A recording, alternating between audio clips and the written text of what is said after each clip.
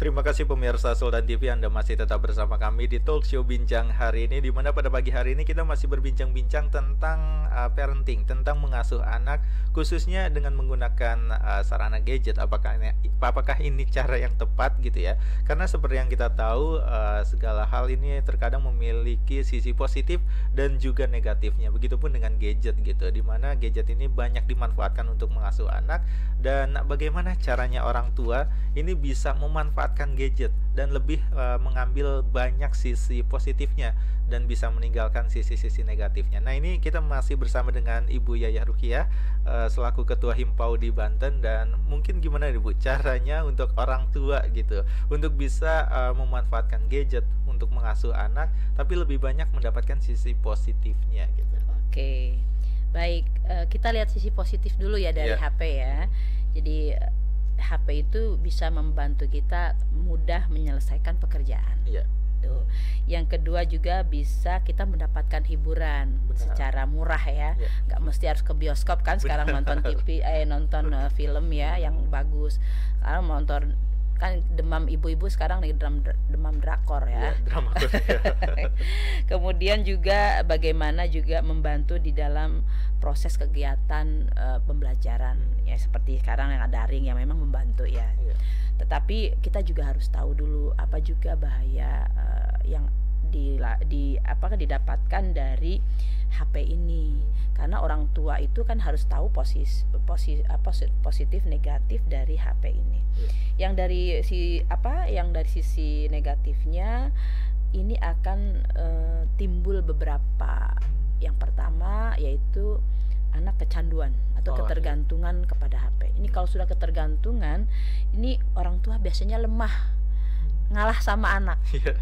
Nah, dengan apa? Dengan misalnya anak-anak itu mengancam orang tuanya kalau nggak dikasih HP dengan nangis, ya kan? Nah, kalau udah seperti itu biasanya orang tua mengalah. Tapi mengalah ini justru menimbulkan semacam senjata yang ampuh akhirnya. Nah di sini perlu ada ketegasan dari orang tua atau disebut konsistensi di dalam mengasuh. Ini yang banyak. Jadi jangan yang mengasuh jangan kesannya ibu aja gitu loh. Benar. Ini saya juga menghimbau kepada bapak nih, konsistensi di dalam pengasuhan itu perlu kedua-duanya. Nah, ketika anak misalnya, oke, kita janjian ya Pak, besok anak nggak boleh kasih HP ya. Oke. Komitmen. Ketika anaknya udah nangis, udah teriak-teriak, udah ada yang luluh tuh ya. Sebetulnya anak itu bisa diredam oleh kita dengan cara konsisten. Nangis biarkan. Anak juga harus tahu, anak itu harus dibelajarkan tentang nangis, kecewa, sedih dan lain sebagainya. Sisi emosionalnya harus disentuh semuanya pada saat dia masih kecil itu. Jika kita merasakan kecewa, ya biarkan dia kecewa. Kecewa tuh nggak enak gitu loh. Jadi kalau dia apa efek yang positif ketika dia belajar kecewa? Biasanya setelah dia nanti besar, dia kecewa atau diputus sama pacarnya tuh, nggak bunuh diri lah minimal gitu ya. Itu contoh. Kemudian kan kita mengajarkan dia fight secara sisi emosi dulu. Diajarkan juga marah, boleh marah, silakan marah. Nah ketika dia nangis misalnya, biarkan nangis. Besok dia minta HP, nangis lagi, biarkan.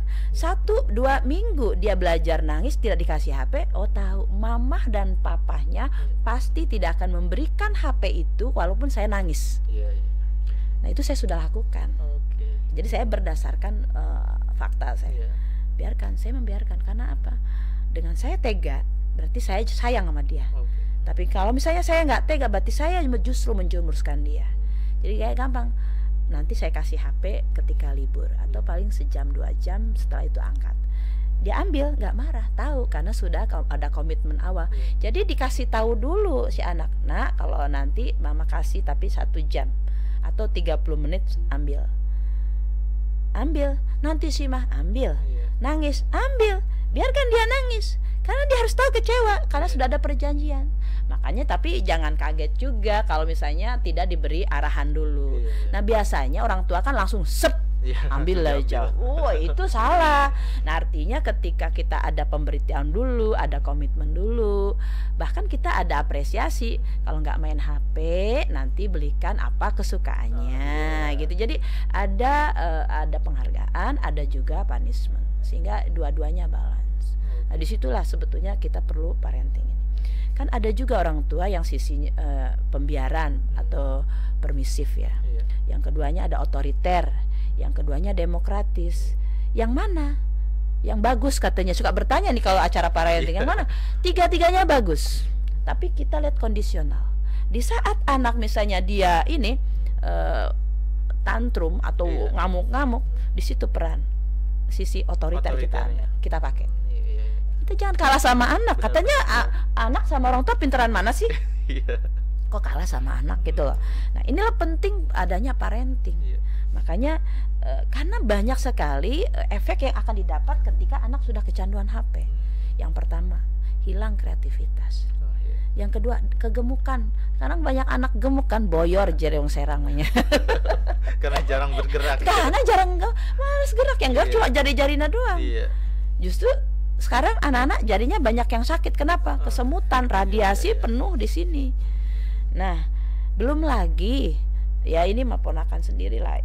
Apa yang kaget usia SD kelas 4 matanya udah min 5.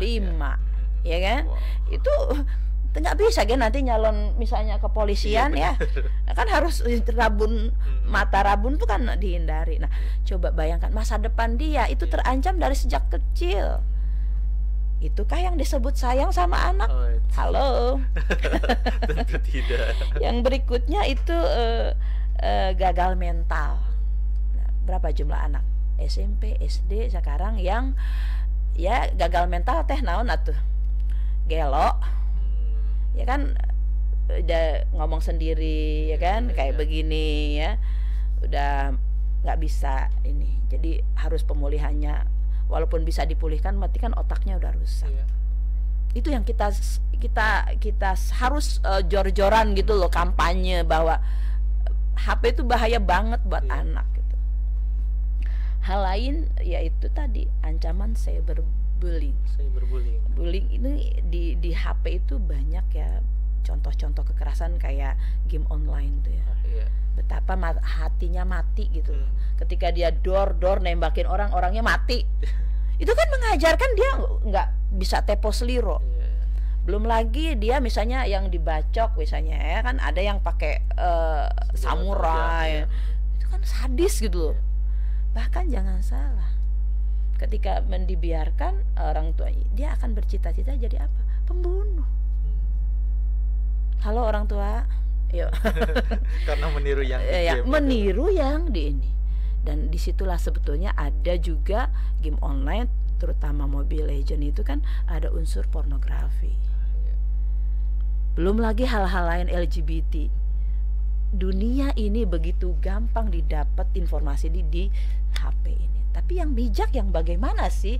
Nah kita kan boro-boro mau ngawasin kayak gimana? Ya, karena itu tidak disuruh dilihat juga nongol sendiri ya nggak? Hal-hal itu. Nah ini yang harus menjadi kita kenapa pembatasan lah, kalaupun misalnya nggak bisa mempergunakan HP, pembatasan penggunaan atau bijak, terutama ya yang sudah mau naik puber. Ya puber ini kan semua kalau pengen tahu, makanya sekarang banyak sekali korban-korban pornografi yang berjatuhan di Provinsi Banten. Ya, jadi artinya nggak laki perempuan yang harus dijaga sekarang, dua-duanya semua. Ya, nah ini yang harus kita menjadi lindungi ya. Nah itulah beberapa hal yang memang menjadi harus perhatian kita. Nah tipsnya bagaimana? Tips yang mungkin yang saya sampaikan ada beberapa tadi. Harus konsisten dulu. Ketika anak diambil HP-nya, anak nggak nangis, berarti orang tuanya sudah dua-duanya sudah memang sayang. Tapi ketika anak masih misalnya diambil HP-nya masih nangis, berarti dua-duanya belum kompak. Mamah papahnya belum kompak. Kerjasamanya kurang. Yuk gimana caranya? Nah pasti ada cara karena saya sudah melakukan itu. Jadi komitmen dari kedua orang tua untuk bijak terhadap penggunaan HP. Nanti libur ya nak, 1 jam dikasih main hari Minggu 1 jam boleh. 1 jam juga terus-terusan, misalnya 30 menit ditambah 30 menit. Jadi kan tidak pengaruh kepada mata. Gitu. Jadi untuk menghindari kecanduan HP. Jadi memang kerjasama antara orang tuanya, khususnya ayahnya dan juga ibunya. Karena kadang-kadang yang jadi permasalahan adalah ketika ayahnya sering bekerja gitu, merasa bersalah, jarang bertemu dengan anak. Dan ketika anaknya mungkin lagi sedih atau kecewa, nangis gitu ya, untuk mengobati rasa bersalahnya itu ya kasih HP, dikasih gitu. Bukannya dipeluk. Jadi Mas gini juga, ini ada krisis pelukan buat anak ya. Jadi memang hari ini kenapa orang tua kalau mau berangkat kerja, baik mama papanya peluk anak. Ya minimal saliman lah. Tapi pelukan itulah sebetulnya yang menjadi obat untuk anak-anak bahwa memang orang tua menyayangi dia. Kan jarang sekarang orang tua yang meluk anak, Bu. Saya tanya juga, Mas ini belum berkeluarga ya? Belum. Nanti ya. Ya untuk orang tua yang memang sibuk, selalu sibuk ya pulang malam gitu ya. Kemudian ketika lihat anaknya udah tidur, berangkat pagi, lihat anaknya masih tidur gitu ya. Ya kalau bisa ya sebelum berangkat peluklah. Karena dalam pelukan itu ternyata ada semacam stimulasi, kasih sayang, dan dia tidak akan merasakan kehilangan sosok dua-duanya, baik ayah maupun ibunya. Gitu. Jangan dikasih HP nggak bisa tidak mengobati tidak, itu ya. Beda, touch itu dibutuhkan banget ketika anak usia dini. Jadi ketika dia mendapatkan kasih sayang penuh pada masa usia dini, baik oleh kedua orang tuanya, ibunya atau bapaknya, itu luar biasa. Dia akan menjadikan anak yang humble gitu ya. Kenapa sih orang itu humble? Dia kasih sayangnya penuh loh, full. Penuh dengan cinta dari orang tua. Kenapa banyak anak yang berontak? Berarti kurang kasih sayang. Kasih sayangnya berupa pengganti orang tuanya sekarang adalah HP. Itu. Jadi juga kita sama-sama ya bahwa anak kita itu harus kembali ke pelukan kita. Dalam artian sekarang cita-cita orang tua, mungkin ada yang bilang begini kepada saya mah nggak ngarep anak tuh jadi dokter, jadi guru, jadi ustad.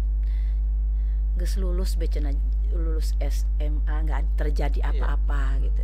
Itu sudah luar biasa.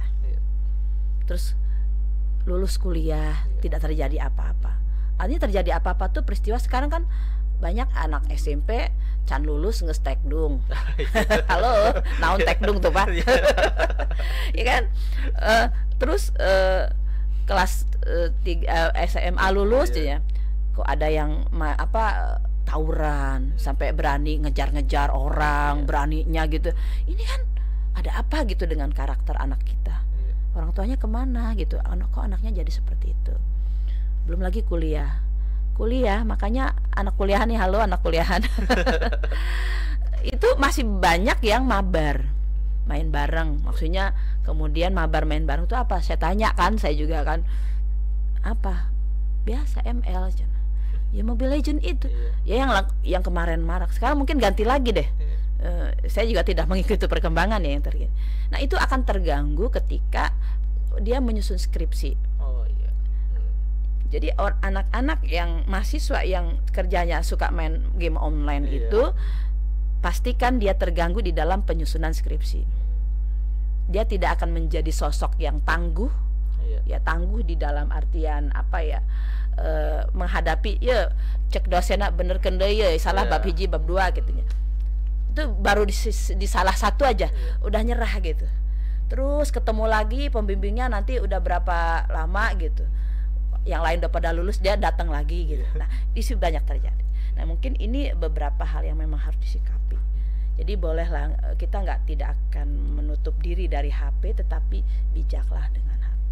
Itu dia pentingnya bijak menggunakan HP, karena ya harus kita sadari sebenarnya HP ada manfaatnya. Tadi udah disinggung banyak gitu ya, sebagai media hiburan, informasi yang juga cepat gitu. Tapi bagaimana kita memanfaatkan gadget sekali lagi untuk bisa mengambil sisi positifnya daripada kita terjerumus dengan hal-hal negatifnya gitu Bu ya. Ini menarik, dan untuk Anda pemirsa Sultan TV yang mungkin juga mau nanya-nanya nih sama Ibu Yayah, nah mungkin bisa layangkan pertanyaan Anda di kolom live chat live streaming kita di kanal YouTube Sultan TV, karena di segmen 3 nanti kita coba bacakan beberapa pertanyaan yang masuk, dan juga nanti ada pertanyaan yang mungkin belum sempat dibahas gitu, karena tadi kita saat jeda lumayan agak seru ngebahas salah satu topik gitu ya tentang dunia pendidikan gitu. Mungkin akan kita bahas juga, jadi pastikan Anda pemirsa Sultan TV tetap bersama kami di Talk Show Bincang hari ini.